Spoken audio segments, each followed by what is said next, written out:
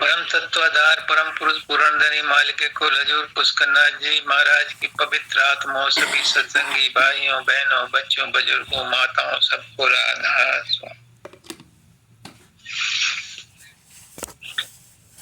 तुलसीदास जी कहते हैं, वंदो गुरुपद कंज कृपा सिंधु नर रूप हरि, महामोहतम पुंज आसु बचन रवि कर निकर। मैं उस गुरु के चरणों में वंदना करता हूँ, मस्तक टेकता हूँ, जो परमात्मा होते हुए भी नर के रूप में इस धरा पर आए हैं,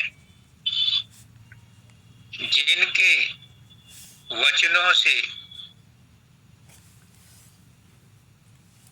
अज्ञान का घन घोर अंधेरा नष्ट हो जाता है।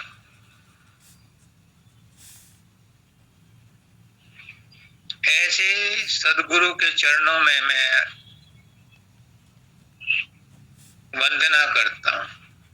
और दादा दयाल का जो शब्द आज आचार्य वंदिता ने पढ़ा, मैं आया हूं ज्ञान बताने। गुरु क्या ज्ञान बताएगा? ज्ञान बताया नहीं जाता,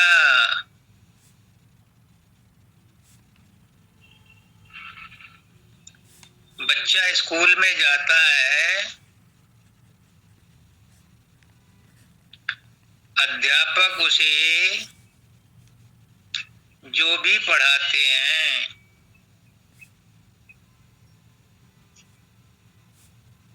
जो बुद्धि उसके पास है, जो ज्ञान उसके पास है, उस पे से ही धूल मिट्टी उठाते हैं, उसी को साफ करते हैं। यानी उसका जो पहले से ज्ञान है, उस पे जो धूल मिट्टी अज्ञान पड़ा हुआ है, उसी को हटाते हैं। अलग से कोई ज्ञान कोई अध्यापक किसी बच्चे को नहीं देता। अगर बच्चे में बुद्धि नहीं है तो अध्यापक लाख कोशिश कर ले, उसे नहीं पढ़ा सकता, उसे ज्ञान नहीं दे सकता। जो उसके पास पहले से है और उस पर धूल मिट्टी जमी हुई है, उसी को उतार करके, उस अज्ञान को हटा करके वो ज्ञान का प्रकाश उसके अंदर करता है। तो कहते हैं, मैं आया हूं ज्ञान बताने। ज्ञान बताने क्या आए हैं? वही तुलसीदास जी का वंदना, कि वो अज्ञान के तिमिर के महाभंडार को अपने वचनों से दूर करता है गुरु। पुष्करनाथ जी कहते हैं कि गुरु अपनी जेब से निकाल के किसी को कुछ नहीं देता, जो उसके पास पहले है उसी ज्ञान को रिफ्रेश करता है, उसकी सोच बदल देता है। जिस ज्ञान को रखने के बाद भी वो अपने आप को अज्ञानी कह रहा है, जिस नाम रतन धन को अपने अंदर में रखा हुआ होने के बावजूद भी वो उससे विमुख है, उसको वो जगा देता है, उसकी सोच बदल देता है।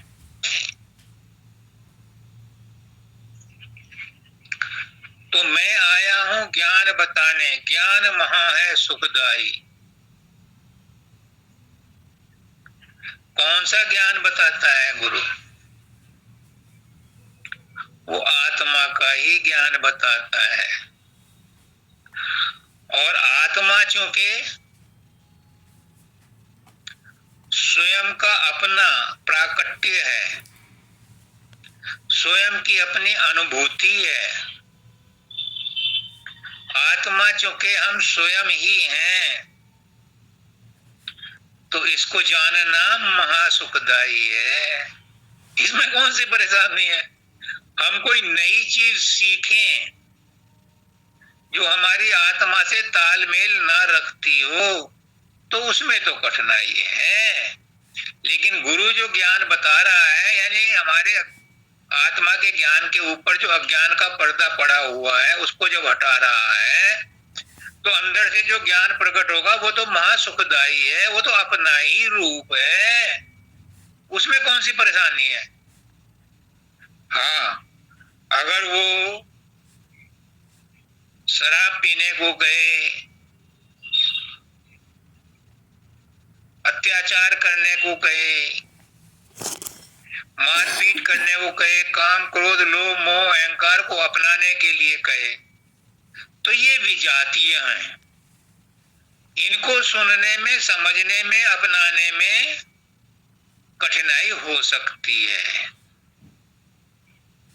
हालांकि वर्तमान परिस्थितियों में जो गुरु मुझसे कहलवा रहा है, माया के देश में इसके विरोध में ही सब कुछ खड़ा है।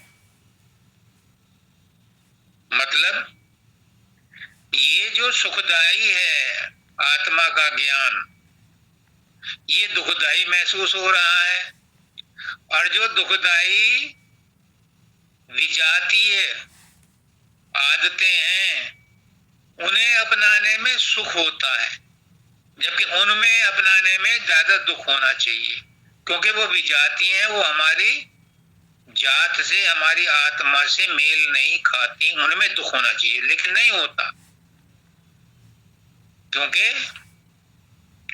आजकल अधिकतर क्या 100% वृत्ति इधर की ओर ही खिसक रही है कि आत्मा के ज्ञान को कठिन समझा जा रहा है। होता नहीं महाराज जी, सुमरन ध्यान नहीं होता महाराज जी, रूप नहीं बनता महाराज, सुमरन नहीं होता, रूप नहीं बनता, शब्द नहीं सुनाई देता, जबकि ये सहज है, ये सहज का साधन है, इसमें सहूलियत है, इसमें कुछ नहीं करना पड़ता, गड्ढे नहीं खोदने पड़ते, किसी का दिल नहीं दुखाना पड़ता, किसी की बद्दुआ नहीं लेनी पड़ती। चुपचाप अंदर में बैठ करके अपने कमरे में जो गुरु ने नाम बताया प्यार से उसे सुमरन करते रहो। जब सुमरन करते रहोगे और गुरु से प्रेम करोगे, क्योंकि गुरु का नाम बताया हुआ है तो गुरु का ही नाम है। अब राधा स्वामी नाम जो गावे सो तरे, कल कलेश सब नाश, सुख पावे सब दुख हरे। तो वो नाम हमारा अपना ही नाम है, राधा स्वामी नाम निज नाम है, चित अपने धर ले, अपना ही निज नाम है, उसे लेने में क्या परेशानी है? उसे लेते लेते रूप भी बन जाएगा। रूप नाम के साथ ही रहता है, नामी नाम के पीछे पीछे चलता है। इसीलिए कह रहे हैं दाता दयाल कि ज्ञान महा है सुखदाई। ये ज्ञान जो आत्मा का ज्ञान गुरु कहलवा रहा है, ये महा सुखदाई है, बहुत सहज है, सरल है और आनंद का देने वाला है। और ज्ञान तो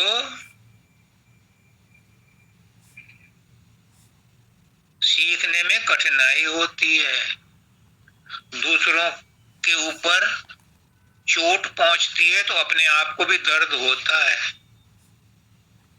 लेकिन आत्मज्ञान को प्राप्त करने में कोई दूसरों को परेशानी नहीं होती, सब अपना अपना सुमरन करो।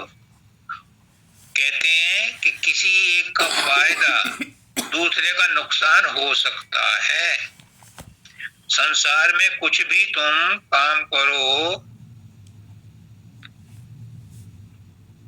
तो अधिक धन कमाओगे तो किसी का नुकसान भी होगा, तुम्हारा फायदा होगा तो किसी का नुकसान भी होगा। लेकिन आत्मज्ञान प्राप्त करने में किसी का नुकसान नहीं है।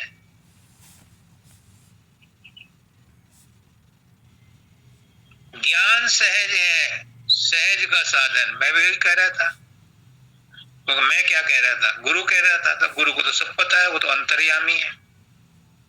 ज्ञान सहज है, सहज का साधन, और सहज में कैसी कठिनाई। इस ज्ञान को प्राप्त करने में कतई कठिनाई नहीं है।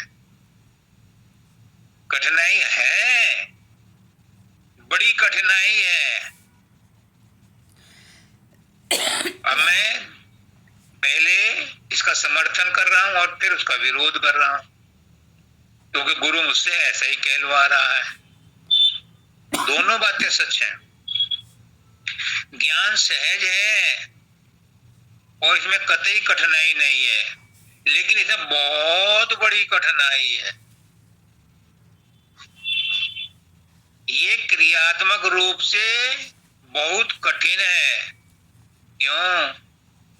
क्योंकि मन हैबिचुअल हो गया है माया में, संसार में, परिवार में, काम क्रोध लोभ मोह अहंकार में रस लेने का आदी हो गया है। उसके लिए बहुत कठिनाई है, और 100% आदमी इसीलिए इसे कठिन समझते हैं, क्योंकि वो मन पर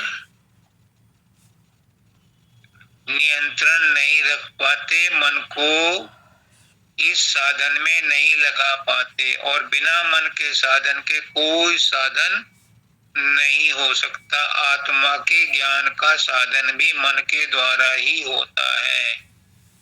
ये निश्चित रूप से, अंतिम रूप से समझ लो कि बिना मन की सहायता के, बिना मन की मदद के सुमरन ध्यान नहीं हो सकता। क्योंकि क्रियाशीलता न शरीर में है, न इंद्रियों में है, न आत्मा में है। क्रियाशीलता का ठेकेदार या एग्जीक्यूटिव डायरेक्टर मन है। मन ही क्रियाशील होता है, मन ही क्रिया करता है, और उसी क्रिया के करने से सारे प्रबंध, सारे प्रपंच, संसार के, परिवार के और शरीर के होते हैं इस मन के क्रियाशील होने पर। अब कई बार कहते हैं कि महाराज जी ये मन हमारे बस में नहीं आता है, इसे आप ले लो। बड़ी अच्छी बात है, आपके बस में मन नहीं आता, ये 100% सही है। तो फालतू की चीज या परेशानी करने वाली चीज गुरु को दे दो, क्योंकि गुरु के पास बहुत कुछ रेजिस्टेंस है, वो संभाल लेगा। नो डाउट गुरु आता ही इसलिए है, आपकी परेशानियों को कम करे और आपको सहूलियत प्रदान करे, ताकि आप उस काम को कर सको जिसको करने के लिए या करवाने के लिए मालिक ने गुरु को भेजा है।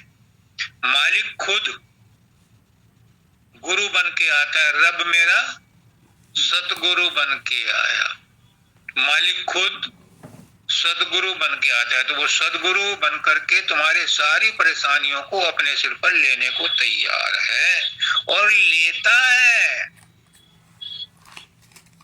तुम सारी उम्र ना भी कुछ जाप करो, ना भी सुमरन करो, लेकिन अंत समय में वो तुम्हें लेने के लिए आता है। यमराज के हाथ, यमदूतों के हाथ नहीं तुम्हारी आत्मा को जाने देता। वो बात दूसरी है कि वो सतलोक नहीं ले जा पाता क्योंकि तुमने सुमरन ध्यान भजन किया ही नहीं, लेकिन वो यमदूतों के हाथ भी नहीं जाने देगा, अपने पास रखेगा और फिर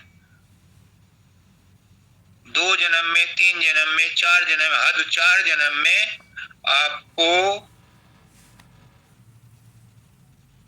संत सदगुरु वक्त के द्वारा जब जब वो आएंगे आपका जन्म होगा और आपको सतलोक में ले जाएगा। ये उसने ठेका ले रखा है, लेकिन कुछ फर्ज आप लोगों का भी बनता है। क्या? ये मन तुम्हारे बस में नहीं आता तो मन तुम गुरु को देने को तैयार हो, दे दो। गुरु लेने को तैयार है। गुरु तो कहता है अपनी चिंताएं भी मुझे दे दो,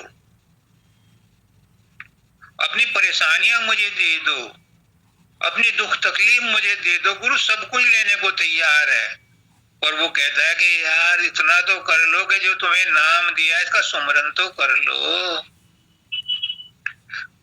सुमरन करेंगे संसार का, सुमरन करेंगे तकलीफ का, सुमरन करेंगे चिंताओं का, पंचों की बात सिर माथे पर पतना ला वहीं गिरेगा। आपने हमारा मन ले लिया, हमारी मुसीबतें ले ली, हमारी चिंताएं ले ली, तो भी हम मन को भी साथ रखेंगे, चिंताओं को भी साथ रखेंगे, दुख तकलीफ को भी साथ रखेंगे। आपको दे दी, लेकिन फिर भी हम इनके बिना नहीं रह सकते, इसलिए हम इनको भी अपने साथ रखेंगे। फिर डुअल कंट्रोल कैसे चलेगा? हाँ, अगर आपने सच्चे मन से, आपके मन में विरह पैदा हो गई है और आप सच्चे मन से अपने मन से परेशान हैं और गुरु को देना चाहते हैं तो दे दो, लेकिन एक शर्त है, फिर इस मन की शिकायत मत करना, क्योंकि अब ये गुरु का है। और फिर जो करी है गुरु करी है, गुरु जो करी है भला करी है। फिर अंधविश्वास कर लो कि जो हो रहा है अच्छा ही हो रहा है। फिर किसी दूसरे की शिकायत मत करो, बीवी की शिकायत मत करो, पति की शिकायत मत करो, बच्चों की शिकायत मत करो, संसार की शिकायत मत करो, शरीर की शिकायत भी मत करो, क्योंकि ये सब कुछ मन के द्वारा किया जा रहा है और मन दे दिया आपने गुरु को, तो गुरु जो करा रहा है, जो कर रहा है वो अच्छा ही कर रहा है, उसकी शिकायत करना बंद करो। अगर मन भी दे दिया और फिर भी मन की शिकायत कर रहे हैं तो क्यों भाई?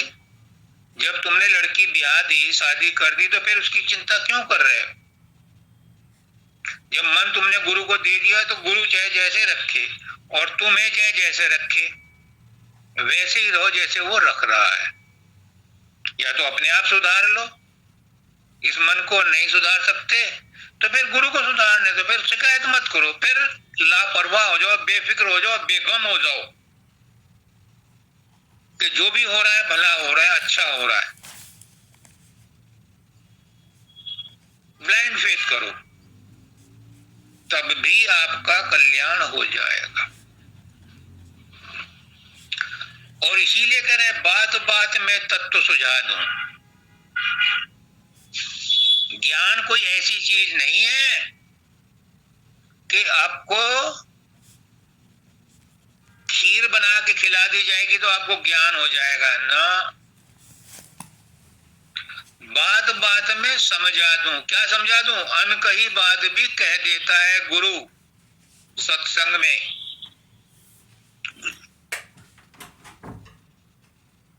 जिस बात को तुम अब तक परेशानी का कारण समझ रहे हो, जिसकी वजह से रात को नींद नहीं आती, जिसकी वजह से ब्लड प्रेशर रहता है, जब ये समझ में आ जाएगा कि ये गुरु की मौज से हो रहा है, तो आपकी चिंता खत्म हो जानी चाहिए। और जब आपकी चिंता खत्म हुई तभी आपका वो काम हो जाएगा जिस काम के लिए आप इस संसार में मनुष्य जन्म लेकर के अवतरित हुए हो, वो काम हो जाएगा। संसार के काम भले ना हो, उनकी गारंटी नहीं है कि संसार में आपको दुख तकलीफ ना हो, ये गारंटी नहीं है। इस बात की गारंटी है कि अगर तुमने गुरु की बात को मान लिया तो तुम्हारा वो काम पूरा हो जाएगा जिस काम के लिए तुम आए हो, मनुष्य जन्म धारण किया है, वो काम पूरा हो जाएगा। अब ये चॉइस आपके हाथ में कि आप कौन सा काम पहले कराना चाहते हो। संसार का काम पहले कराना चाहते हो तो समझ लो अपने बलबूते पर तुम या परमात्मा को और गुरु को अपने संसार को साधने का माध्यम बना करके तुम कभी सुखी नहीं रह सकते। संसार को, इस शरीर को, इस परिवार को अपनी उन्नति का साधन बना लो।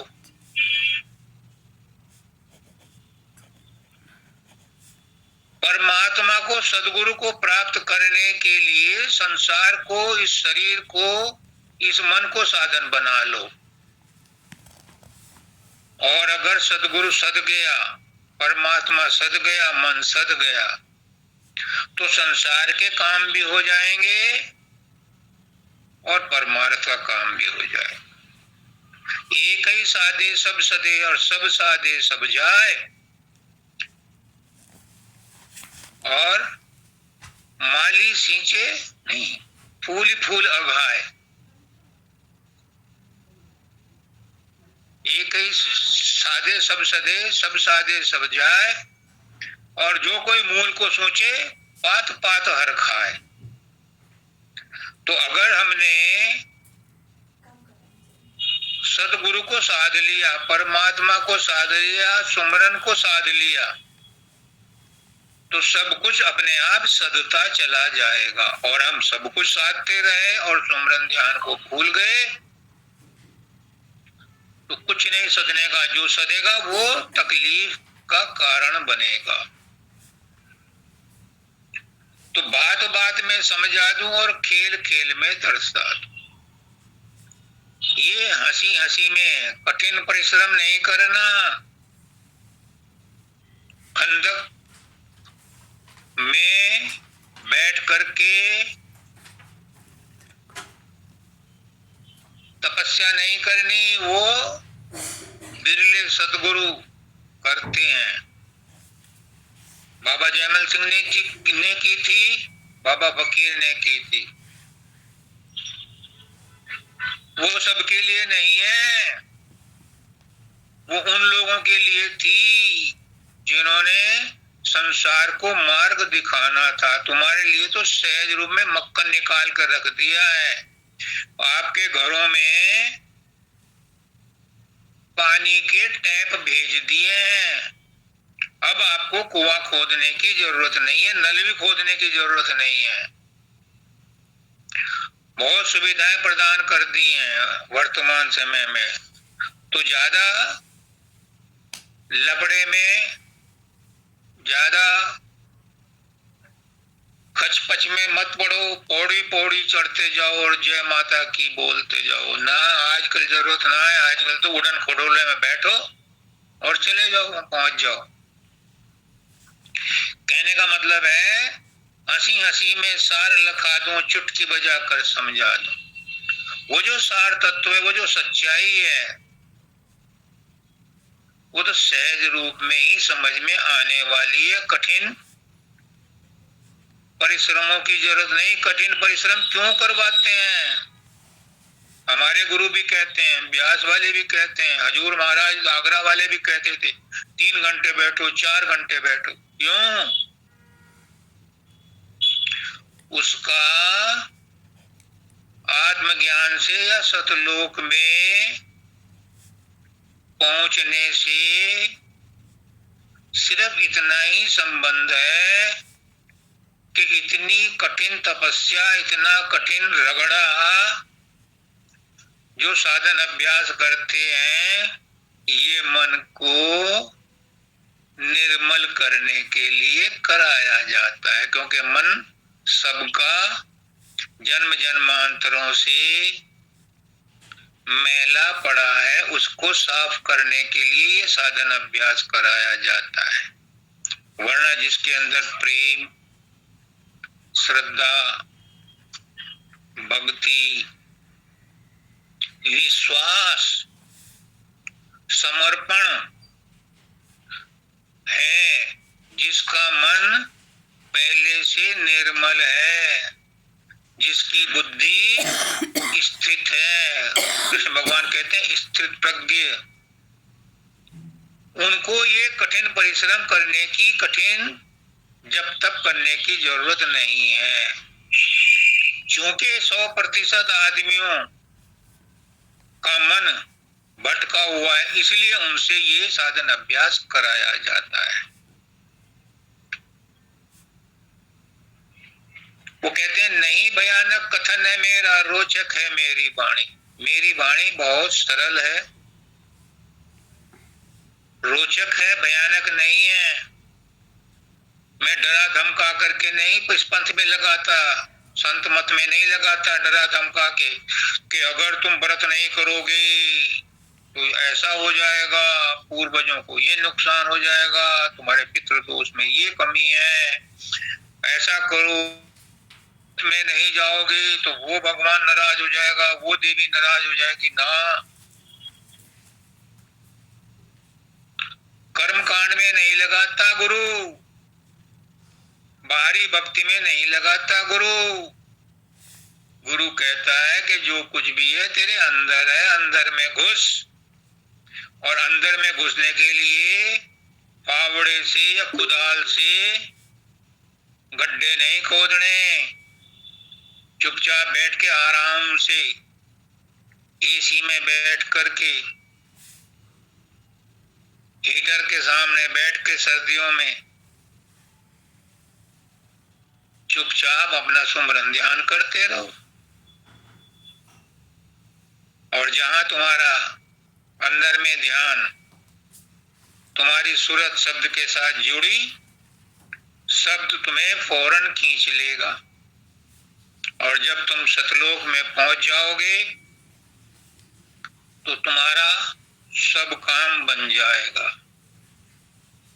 क्योंकि हम सतलोक से ही आए थे, अपने घर वापस जा करके सुखी हो जाएंगे। अपना घर तो अपना ही घर होता है, किराए का घर किराए का होता है। और यात्रा में भी कितने ही बढ़िया होटल में तुम ठहर जाओ, हफ्ते 10 दिन में घर की याद आने लगती है, अपना घर अपना ही होता है। तो हमें अपने घर की याद क्यों नहीं आ रही जहां से हम आए हैं? गुरु वही याद दिलाने के लिए तो आता है, वही चिंगारी जलाने को तो आता है, वही तड़प पैदा करने के लिए तो आता है कि तुम इस देश के वासी नहीं हो, यहाँ तो तुम यात्री हो, अपने घर चलो। लेकिन हम उसकी बात को भी नहीं मानते।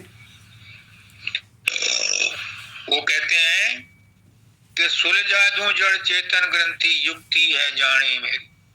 मैं जानता हूं, मैंने अपनी भी खोली है, औरों की भी खोली है जड़ ग्रंथि।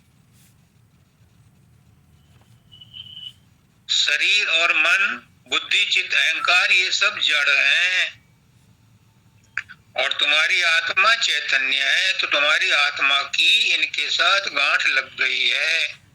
ये खोलने तो जड़ ग्रंथि की खोलना मुझे आता है, तुम्हारी भी खोल दूंगा, बशर्ते तुम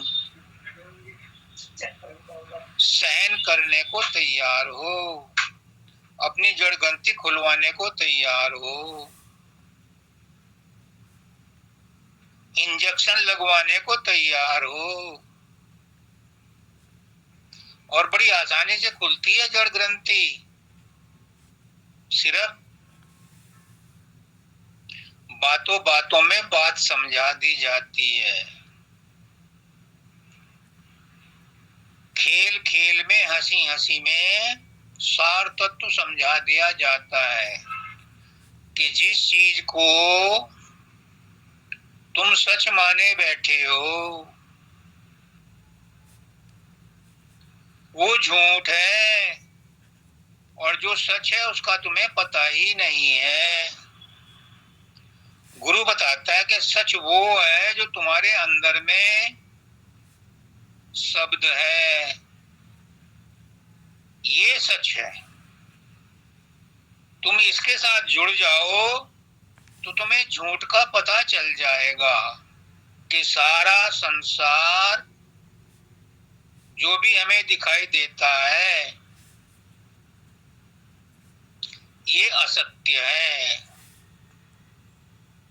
सत्य हमारी अपनी आत्मा है, और वही आत्मा परमात्मा है। आत्मा और परमात्मा दो नहीं है। ये सच्चाई वो हंसी हंसी में, खेल खेल में समझा देता है, और जैसी समझ में आती है जड़ ग्रंथि खुल जाती है। फिर हम किसी के ताबे नहीं आते। जिस किसी की जान पहचान बड़े अफसर से होती है वो छोटे आदमियों पर की परवाह नहीं करता। तो जब हमारी जान पहचान परमात्मा से हो जाती है फिर हम छोटे मोटे संसार के झगड़ों पगड़ों में नहीं फंसते, उसकी कोई परवाह नहीं करते, वो हमें दुखी नहीं कर सकते, क्योंकि हमारी जान पहचान अपने अंदर में आत्मा से हो गई है, और उसका मूल स्रोत है परमात्मा, उससे हो गई है। जिसको आत्मा का ज्ञान हो गया उसे परमात्मा का ज्ञान हो गया। Self realization is god realization. अच्छा, फिर कहते हैं कि तीर्थ व्रत में जाने की या कर्म कांड करने की जरूरत नहीं है, वो तो तुमने पुराने जन्मों में बहुत कर लिए, उससे किसी को आज तक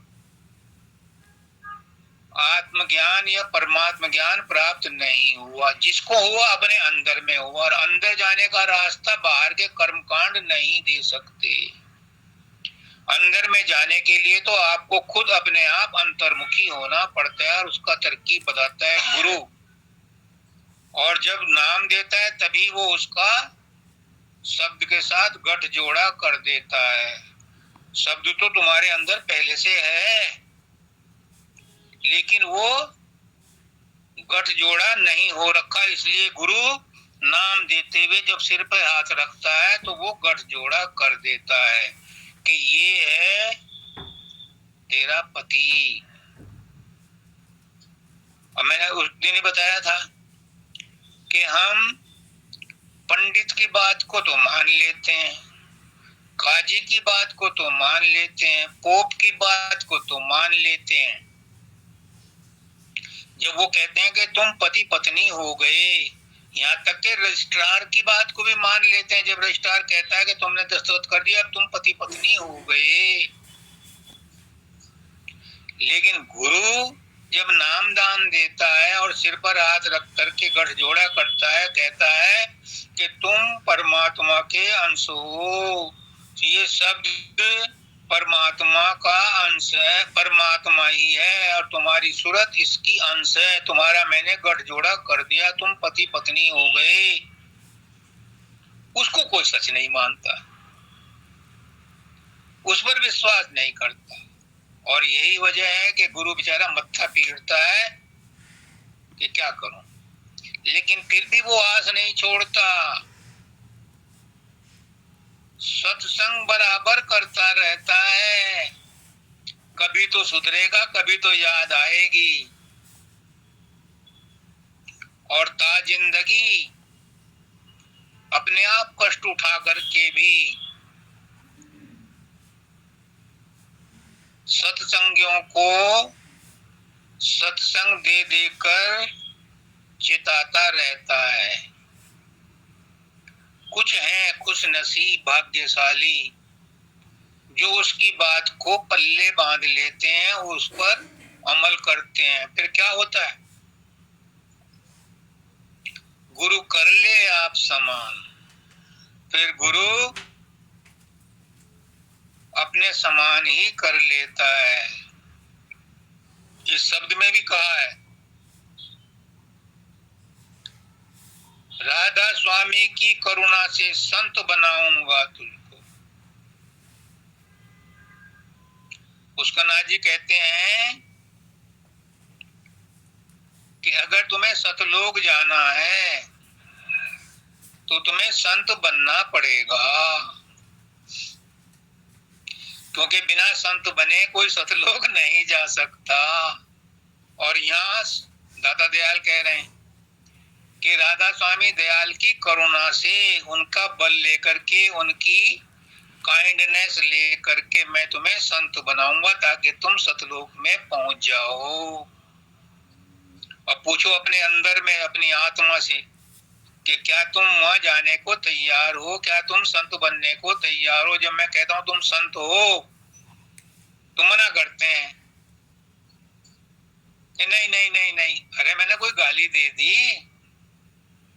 संत तो तुम हो, पैदाइशी संत हो। तुम अपने आप को नीच निकम्मा कहते कहते नीच निकम्मे बन गए, तो अब मेरा कहना मान लो। तुम संत हो तो संत कहते कहते अपने आप को मानो, तो तुम एक दिन संत भी बन जाओगे। संत के कोई सींग नहीं होते, कोई पूंछ नहीं होती, संत के 3 हाथ नहीं होते, हम जैसा ही होता है। मानो अपने आप को, अपनी सोच बदलो। गुरु सोच ही बदलता है। पहले तुम बुरा बुरा कहते कहते बुरे बन गए, अब अच्छा अच्छा सोचते सोचते अच्छा बन जाओ। ये तुम्हारे हाथ में है। तुम अपने हाथ से ही, अपने मानने से ही तो बुरे बने थे, तो अपने मानने से अब अच्छे भी बन सकते हो, बन जाओ। फिर ये कहते हैं कि इस मनुष्य योनि में आकर के हमें 4 पुरुषार्थ मिले थे, काम क्रोध लोभ मोह अहंकार, सॉरी, काम अर्थ धर्म और मोक्ष, ये 4 पुरुषार्थ मिले हैं मनुष्य को। और पशु पक्षियों में नहीं है ये पुरुषार्थ। पुरुषार्थ कहते हैं जो हम कर्म करते हैं, करने की ताकत रखते हैं, उसे पुरुषार्थ कहते हैं। आलसी मत बनो, पुरुषार्थ करो। तो हमें 4 पुरुषार्थ मिले हैं, अर्थ काम धर्म और मोक्ष। कहते हैं काम और अर्थ, अर्थ पहले आता है। अर्थ कमाने का टेक्निक और शक्ति हमें ब्रह्मचर्य आश्रम में मिलती है, सिखाई जाती है। उस समय हम ब्रह्मचर्य आश्रम में अपनी शक्ति को कंजर्व करते हैं और पढ़ लिख करके धन कमाने की टेक्निक सीखते हैं। फिर पढ़ लिखने के बाद हम नौकरी या व्यवसाय करते हैं, तो वो हम कामना पूर्ति करते हैं, इच्छाओं की पूर्ति करते हैं। संत मत और सनातन धर्म में अंतर नहीं है, एक ही लैंग्वेज है, एक ही नियम है। बस संत मत में सरलता है, सहजता है, और सनातन धर्म में कुछ कट्टरता है, कुछ कठोरपना आ गया। उस समय नहीं रहा होगा, अब आ गया है, समय बदलता रहता है। तो काम और अर्थ, ये 2 ऐसे पुरुषार्थ हैं कि चाहे कोई गरीब हो, चाहे अमीर हो, चाहे कमजोर हो, चाहे बलवान हो, ये तो मिल ही जाते हैं तकदीर से, जो प्रारब्ध में लिखा है उसके हिसाब से अर्थ और काम सबके पूरे होते हैं। परमात्मा किसी को भूखा नहीं रहने देता। पत्थर के अंदर जो कीड़ा है उसको भी भोजन देता है। जो निकम्मा निठल्ला होता है पेट तो उसका भी भरता है। कामनाएं तो उसकी भी पूरी होती हैं। लेकिन धर्म और मोक्ष ये प्रारब्ध में नहीं लिखा, ये करने पड़ते हैं।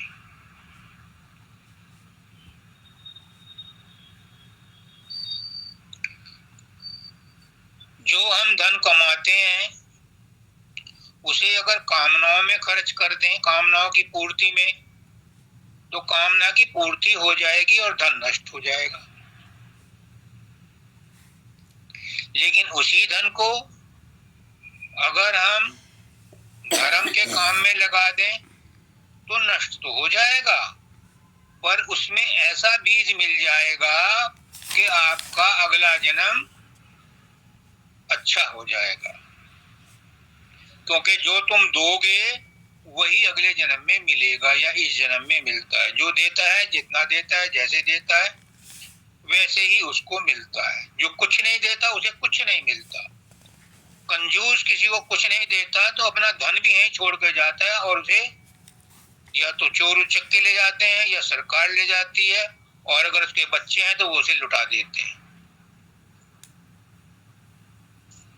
जो देता है उसे मिलता है।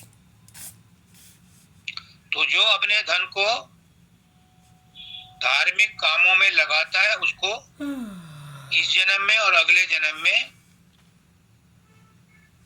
पुण्य मिलता है। और वैसे भी पुष्कनाथ जी कहते हैं कि जो भी तुम कमाते हो उस पर देवी देवताओं का भी हक है, क्योंकि प्राकृतिक शक्तियां तुम्हें सब चीज मुफ्त में देती हैं।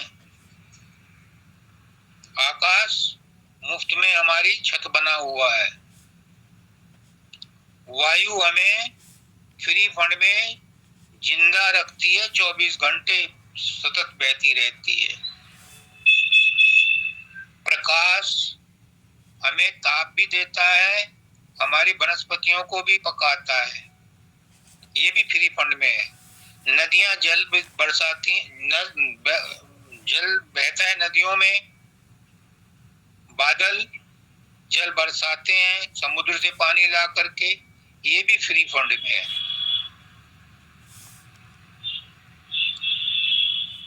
और इसी तरह से पृथ्वी तुम्हारे वनस्पतियां उगाती है, अन्न उगाते हैं, पेड़ पौधे उगते हैं, उनसे फल फूल मिलते हैं, ये भी फ्री फंड में है।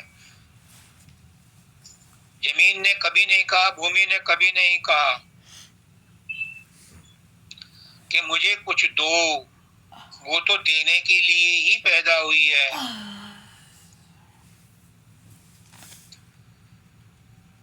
तो जब ये प्राकृतिक शक्तियां हमें फ्री फंड में सब कुछ देती हैं तो पुष्करनाथ जी कहते हैं हमारा फर्ज है जो भी हम कमाते हैं उसमें से कुछ हम प्राकृतिक शक्तियों को तो नहीं दे सकते, और देना चाहो तो पहले जमाने में तो हवन यज्ञ करा करते थे, पर आजकल कहते हैं कि किसी गरीब को, बीमार को, जरूरतमंद को उसकी मदद करो।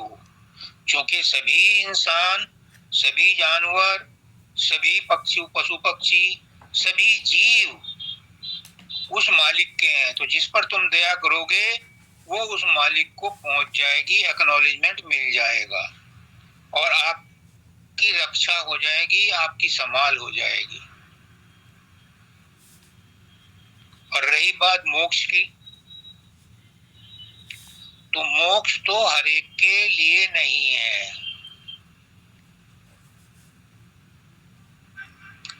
मोक्ष तो उन गिने हुए, चुने हुए जिज्ञासुओं के, मुमुक्षुओं के लिए है जिन्हें संसार ने ठोकर मार दी, जिन्हें संसार से वैराग्य हो गया,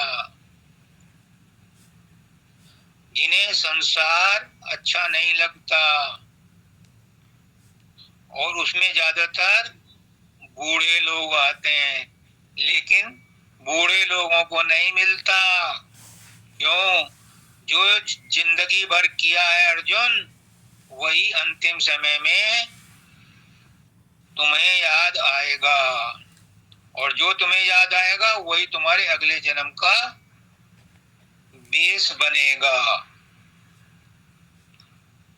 अगर जवानी में याद नहीं किया परमात्मा को, तो बुढ़ापे में याद नहीं कर पाओगे।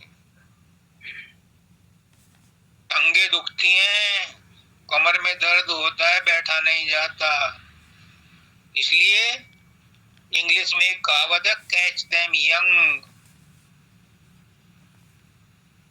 बाबा सावन सिंह जी कहते हैं कि जो नौजवान हैं 20-25 साल वाले, इनको उसी समय से शुरू कर देना चाहिए। और एक काका जी हैं महाराष्ट्र के, वो कहते हैं कि कम उम्र में अगर बीमा पॉलिसी कराई जाती है तो प्रीमियम कम देना पड़ता है,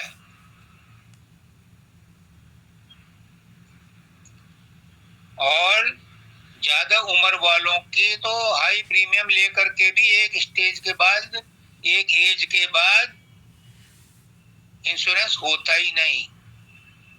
तो इसलिए तुम चाहो कि बुढ़ापे में जाकर के राम नाम ले लेंगे या गुरु से नाम ले करके सुमरन ध्यान कर लेंगे और बेड़ा पार हो जाएगा ना, कम से कम फिर 4 जन्म लगाने पड़ेंगे। इसलिए अभी मौका है। सदगुरु ने जो मुझे बताया वही बताऊंगा तुमको, जो मुझे सदगुरु ने बताया मैं वही तुम्हें बताऊंगा, फालतू की चीज नहीं बताऊंगा, इररिलेवेंट चीज नहीं बताऊंगा। जो काम की चीज है, जो तुम्हारे आत्मज्ञान की प्राप्ति में सहायक होगी, वही बताऊंगा। क्योंकि मैं अपनी तरफ से कुछ नहीं बोलूंगा, कुछ नहीं कहूंगा, कुछ नहीं बताऊंगा। इसके माध्यम से, इसके अंदर जो स्पीकर लगा हुआ है उसमें, रेडियो में का जो बॉक्स है उसके अंदर तो आवाज कहीं और से आ रही है, मेरा गुरु बोल रहा है, वही आपको बताएगा और वही बता रहा है, जिससे तुम्हारी आत्मिक उन्नति हो। वही शब्द यहाँ बोले जाएंगे। तो क्या है? तत्वों की पहचान करो। तत्व क्या है? वैसे तो तत्व एक ही है, और उसी तत्व से भिन्न भिन्न तत्व निकले हैं। ये 5 तत्व जो हैं, ये भी उसी एक परम तत्व से निकले हैं। उस तत्व से अनेक तत्व निकलते हैं, एक परमात्मा से अनेक आत्माएं निकलती हैं। वो परम तत्व बस परम तत्व है, न भूतो न भविष्य। उस जैसा कोई दूसरा है ही नहीं। उसके बराबर तो क्या होगा, उससे बड़ा तो क्या होगा, उस जैसा भी कोई नहीं है, उससे छोटा भी कोई नहीं है। जो भी है वही है, वही अनेक रूपों में, अनेक आत्माओं में अपने आप को प्रकट कर रखा है, बटा हुआ नहीं है। समुद्र का पानी चाहे धरती के अंदर है या बादलों में है, पहाड़ों पर है या नदियों में है, झरनों में है या तालाब में है वो समुद्र का ही पानी। तो आत्मा कहीं भी हो, किसी की भी हो, किसी भी रूप में हो, वो परमात्मा की ही अंश है, और हर समय परमात्मा की ही है। यही है वो सार तत्व जो हंसी हंसी में समझाने का वायदा किया है। वो तुम हो तत्त्वमसि, तत् कहते हैं उस परमात्मा को, और तुम कहते हैं तू को, और असी इन बीच की कड़ी है, तुम्हारे और उसके बीच की कड़ी है असी।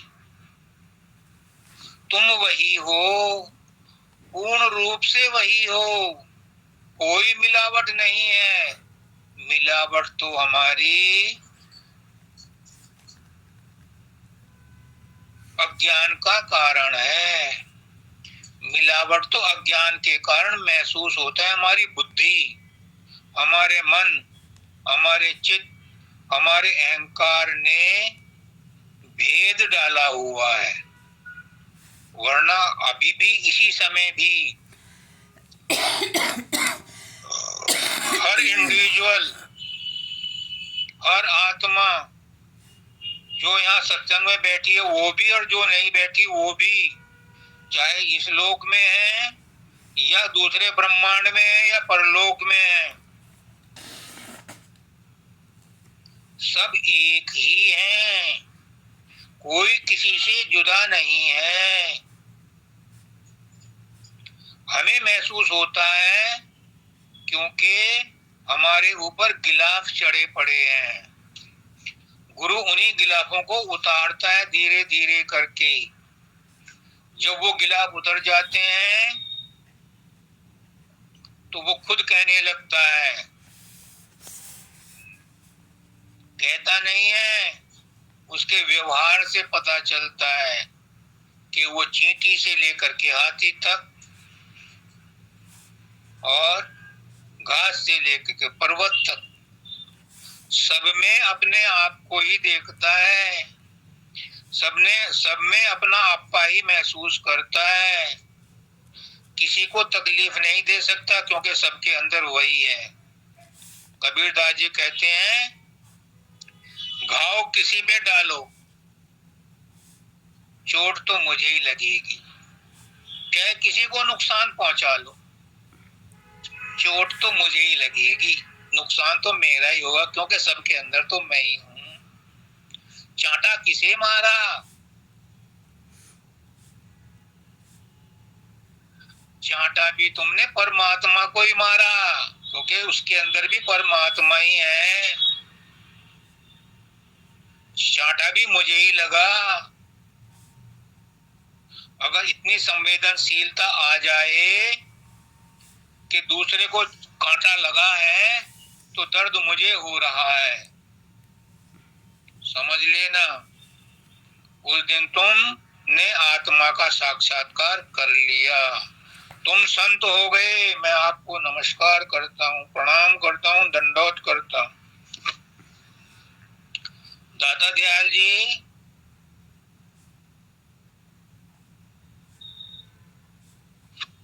हैदराबाद में हनमकुंडा में सत्संग दे रहे थे और बीच बीच में उठ करके क्या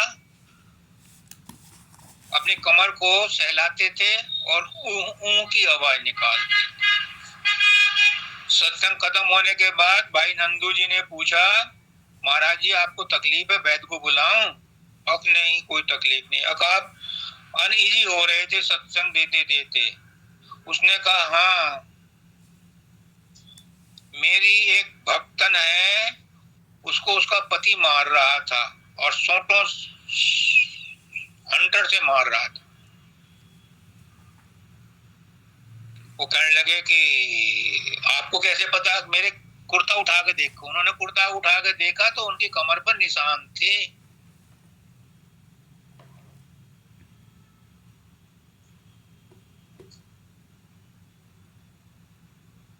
ये है संवेदनशीलता। कबीर साहब ने भी कहा है, जब एक भक्त ने उनसे कहा कि आज मेरे घर आओ, तो कहते हैं कि आऊंगा, संडे को आऊंगा। अब वो संडे को बेचारा सुबह से लेकर शाम तक इंतजार करता रहा। अच्छे अच्छे भोजन बनाए, बहुत सफाई करी और नहीं आए तो शाम को शिकायत लेकर पहुंचा कि अगर नहीं आना था तो मेरी बदनामी क्यों कराई, ना कहते आप मालिक को मत आते, तो वायदा किया और क्यों नहीं आए। उसने कहा भैया मैं गया तो था और तुमने डंडे मारे मुझे। अब कैसे, और जब मैं कुत्ता बन के गया था तो तूने डंडे मारे, जब मैं गाय बन के गया था तो तुमने डंडे मारे, देख मेरी पीठ पे हो रहे निशान के नहीं। तो वो तो पुराने जमाने की बात थी और ये तो नए जमाने की बात है। तो इतनी संवेदनशीलता जब आ जाती है तो फिर आत्मा परमात्मा में अंतर नहीं रहता, फिर सभी मुझे अपने जैसे लगते हैं। किसी को दर्द हो तो अपने आप को दर्द होता है। अभी आचार्य वंदिता है, किसी को तकलीफ हो तो फौरन उसको जो है भाग जाएगी उसको दवाई देने, उसका दर्द बांटने। जो दूसरों का दर्द अपना दर्द समझता है, परमात्मा उसके दर्द को अपना दर्द समझता है, क्योंकि हैं तो सब हम परमात्मा के ही जुड़े हुए, परमात्मा के ही अंश हैं।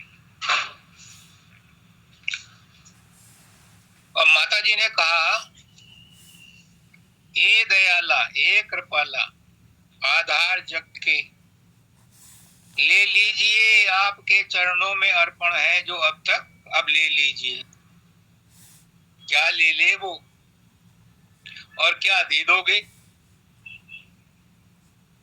वो तो दयालु है, कृपालु है, सब कुछ उसने वेल फर्निश्ड मकान दे रखा है हमें, ये शरीर, ये घर, ये परिवार, ये संसार, सब कुछ, सब सहूलियतें सबको उनकी योग्यता के अनुसार, उनकी पात्रता के अनुसार दे रखा है। लेकिन जो जीव इससे ऊब जाता है, इस संसार के ताम झाम से ऊब जाता है, वो कहता है अब सब कुछ ले लो यार, मुझे अपना लो बस, मैं सब कुछ छोड़ने को तैयार हूं, मेरा इससे, संसार से, शरीर से, परिवार से कोई लेना देना नहीं है, मुझसे सब कुछ छीन लो पर मुझे अपने चरणों में ले लो।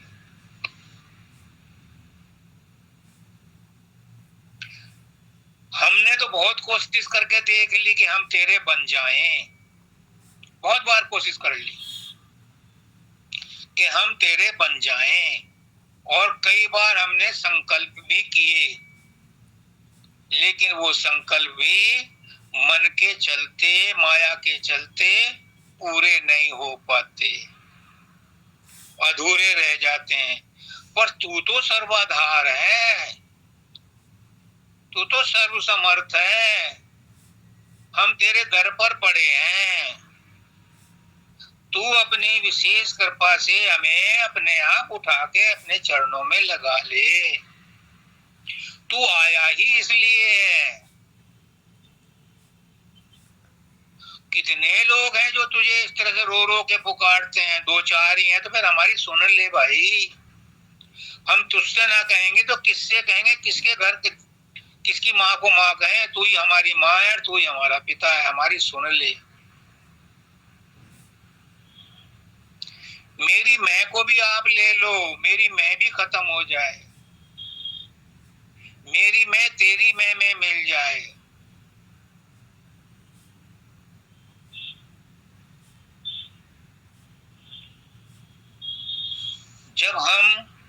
जब कोई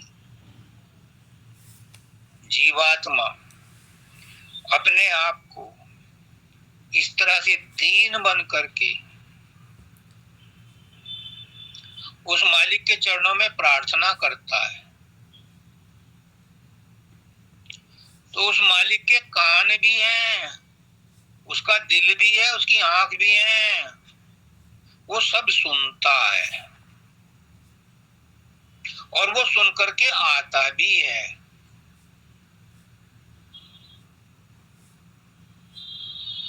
लेकिन वो परीक्षा लेता है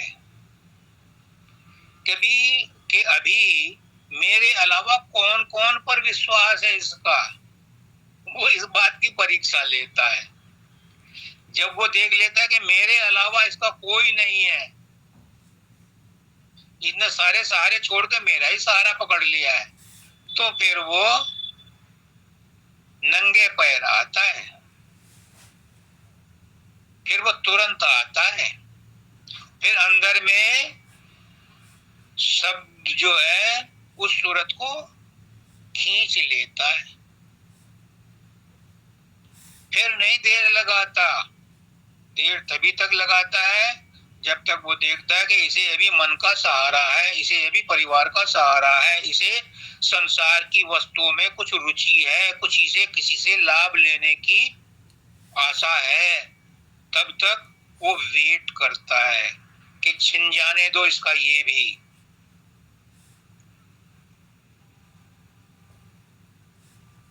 नानक देव जी के बारे में कहते हैं कि वो और उनका शिष्य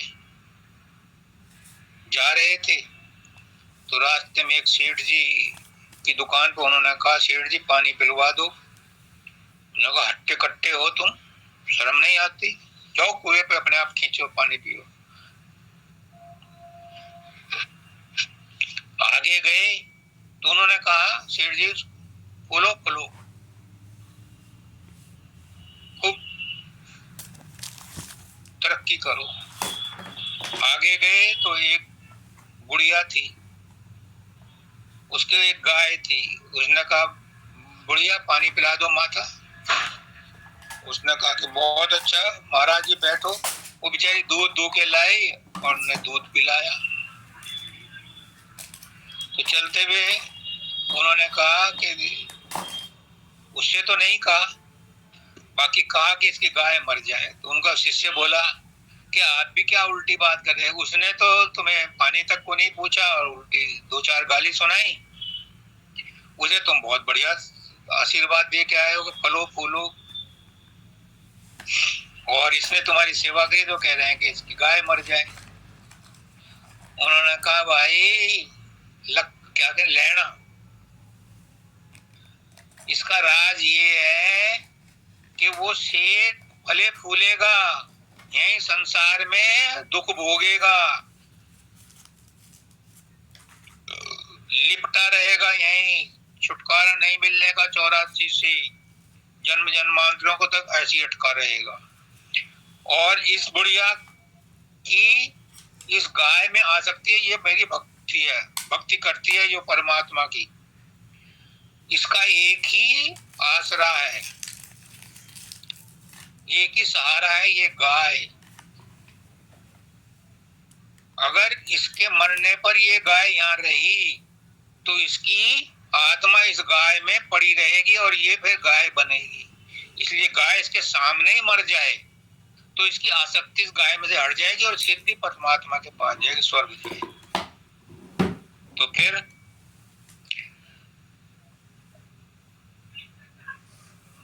ये मन, ये माया, ये तामझाम जो आपने मुझे दिया है, मैं होशो हवास में इसे आपके हवाले कर रहा हूं, इसे आप ले लो, क्योंकि ये मेरी लास्ट समय में, अंतिम समय में मेरी आशा ना बन जाए। मेरी आशा तुम्हारे अंदर लगी हुई है, तो बस उसे ही मुझे पूर्ण कर दो। सब कुछ ले लो मेरा, मेरा मुझ में कुछ नहीं, जो कुछ है सब तोय, और तेरा तुझको सौंपते क्या लागे है मोह। सब कुछ ले लो, मैं देने को तैयार हूं, बस मुझे अपने चरणों में ले लो। साथ में ये भी है। तो आज गुरु ने जो कहा उसमें से अगर कुछ भी बात आपको समझ में आए, एक भी बात समझ में आए, एक भी बात पकड़ में आए, उसे अपना लेना, जी कैड़ा करके उस पर अमल करना, उसे जीवन में उतार लेना। अगर आप ऐसा कर पाए तो मेरे गुरु का वचन है कि आपका उद्धार होगा। क्यों? क्योंकि गुरु का वचन झूठा नहीं होता। ब्रह्मांड पलट जाए, गुरु का वचन नहीं पलटता। इसलिए उस पर विश्वास कर लेना, उसे जीवन में अपना लेना। मैं अपने गुरु से, सबके गुरु से, परमात्मा से, सत्य पुरुष राधा स्वामी दयाल से यही प्रार्थना करता हूँ कि इन जीवों को अपनी शरण में ले लो, इनको सद्बुद्धि दो, सद्ज्ञान दो, सुख शांति समृद्धि दो, सबको अपनी शरण में ले लो मेरे दाता। सबका कल्याण हो। राधा स्वामी।